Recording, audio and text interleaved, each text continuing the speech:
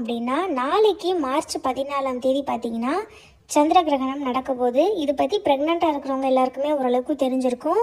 ப்ரெக்னெண்ட்டாக இருக்கும்போது நிறைய பேருக்கு பார்த்திங்கன்னா, இந்த சந்திர கிரகணம், சூரிய கிரகணம் வரும்போது நிறைய பயம், நிறைய டவுட் வரும். சுற்றி இருக்கிறவங்க, நமக்கு ஃபேமிலியில் இருக்கவங்க, இல்லைன்னா நியூஸில் நிறைய பேர் பார்த்துருப்பீங்க. சந்திர கிரகணம், சூரிய கிரகணம் அப்போது ப்ரெக்னெண்ட்டாக இருக்கவங்க ரொம்ப ரொம்ப ரொம்ப கவனமாக இருக்கணும், இல்லைனா பேபிக்கு ப்ராப்ளம் வந்துடும், இந்த மாதிரிலாம் நிறைய பயமுறுத்துகிற மாதிரி சொல்லுவாங்க. ஸோ நாளைக்கு என்ன நேரத்தில் இந்த சந்திர கிரகணம் நடக்குது, அந்த டைமில் கர்ப்பிணி பெண்கள் சில விஷயங்கள் மட்டும் நீங்கள் கவனமாக இருந்தால் போதும்.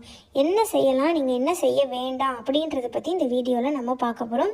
எத்தனை மணிக்கு இந்த சந்திர கிரகணம் நடக்குது அப்படின்னு பார்த்தீங்கன்னா, இது பகலில் தான் இந்த சந்திர கிரகணம் நடக்குது.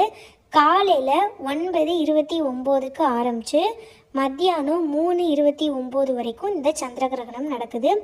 6 மணி நேரம் இந்த சந்திர கிரகணம் நடக்குது. இது பகலில் தான் நடக்குது. அதனால் நமக்கு இந்த சந்திர கிரகணம் நடக்கிறத நம்மளால் பார்க்க முடியாது. பொதுவாகவே இந்த கிரகணங்கள் நடக்கிறத நம்மளால் வெறும் கண்ணால் பார்க்க முடியாது. அதுவும் இது பகலில் தான் நடக்குது அப்படின்றனால நமக்கு எந்த பக்கம் இந்த கிரகணம் நடக்குது அப்படின்றதுலாம் நமக்கு உணர முடியாது.